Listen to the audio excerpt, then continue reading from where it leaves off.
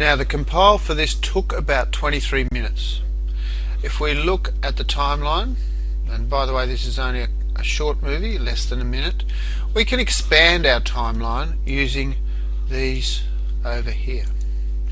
I'm going to make sure that I save my file. If I haven't already done it, yes, it's done.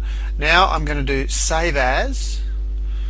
My project, I should have given it a name really, but I'm going to call it broken, because now we're going to break it apart and see what it looks like.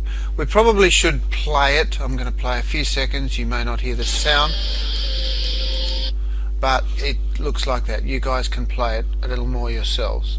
So let's just bring that back. Let's right click here and go down here further and go break apart the instant movie. This way we're now going to see the layers and how things work.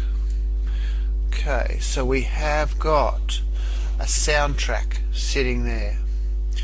You'll notice that there is a volume, that little line there. Oh sorry, here's the volume. There's a volume in each of these tracks.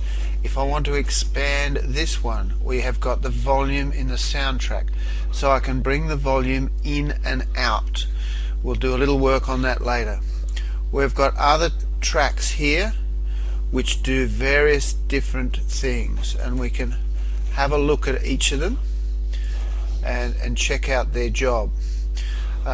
So at this stage you can get an idea sometimes from the names, and you can then change the order of the clips. You can move things around, put them in and put them out, and export this with a little bit of, it's a bit tricky, but you can export it into Premiere Pro, where you can do a lot more effects. So I think that's enough for now. I might do one more where we muck around with sound.